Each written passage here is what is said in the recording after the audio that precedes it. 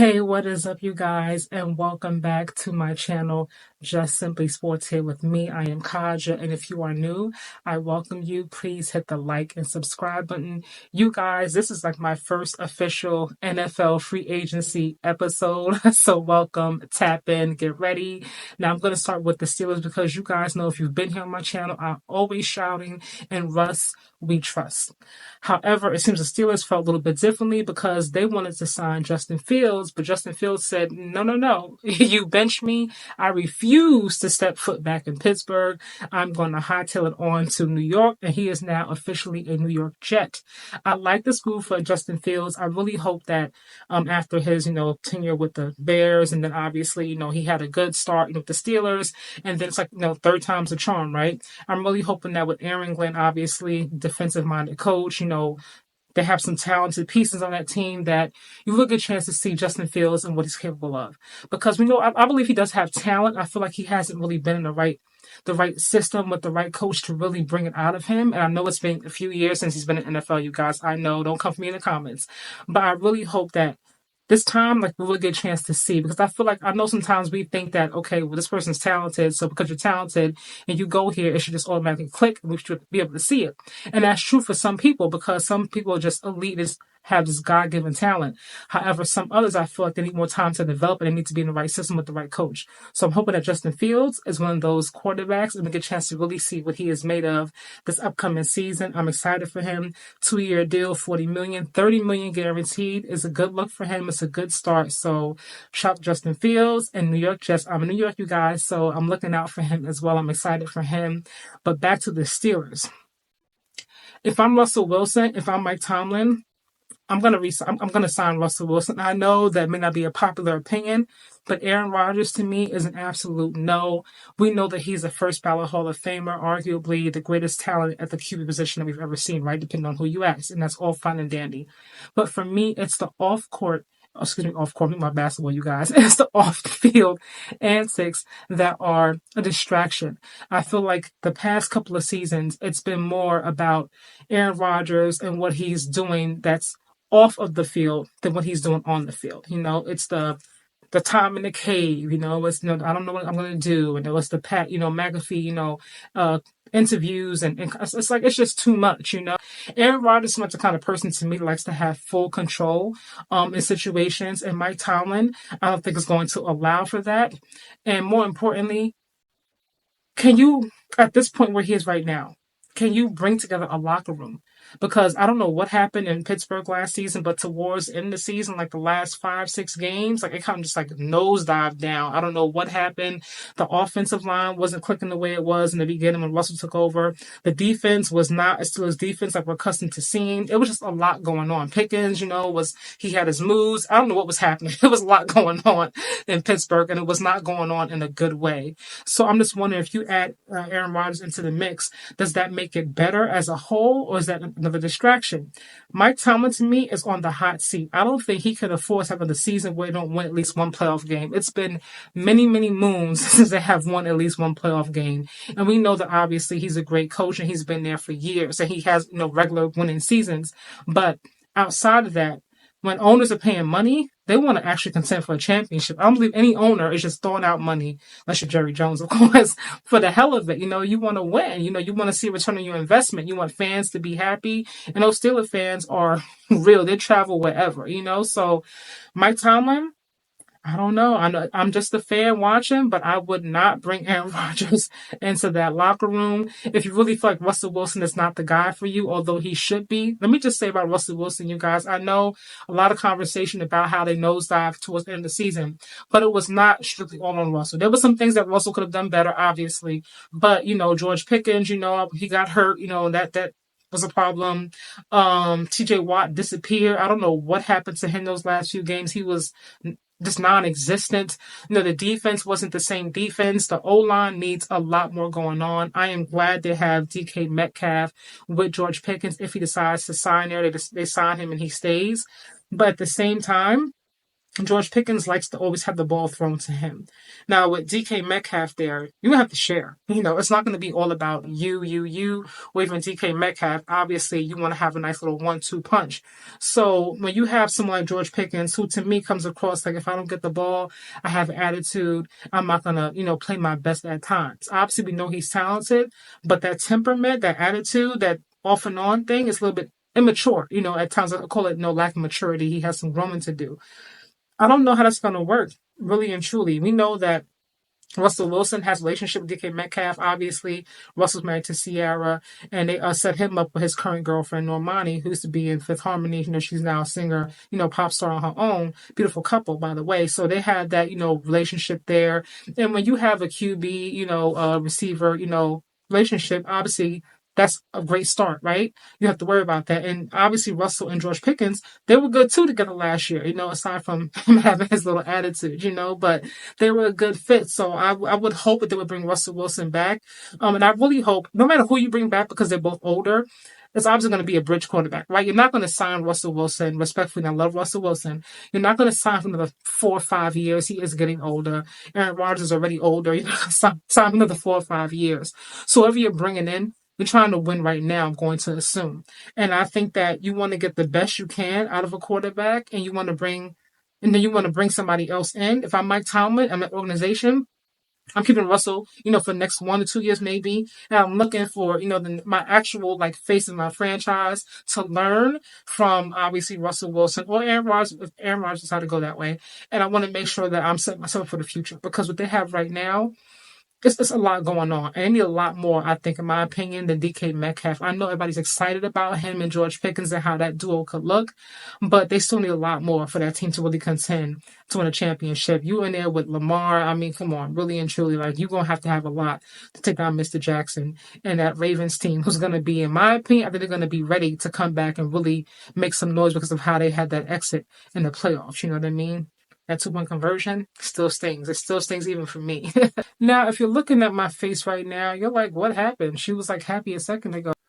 I just felt after taking some time from the season, using that little time to, decompress, have some, time to talk to my family, console with them, work through some feelings and emotions.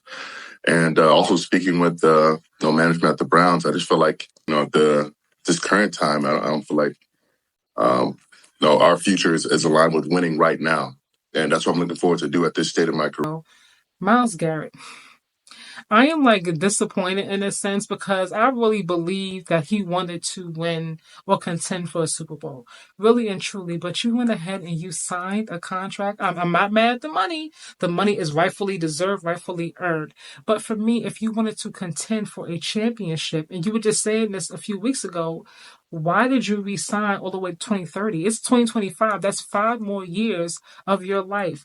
Look, you guys may say, Kaja, you are crazy. They're paying him $40 million a year. It's guaranteed. Blah, blah, blah, blah. I get that part. But you're only young for so long. Life goes by really, really fast. And I'm all for the money. But when you look back and you're putting up the kind of numbers that he's putting up, you're the kind of player that he is, defensive player of the year, the amount of sacks, he's arguably going to be a Hall of Famer one day.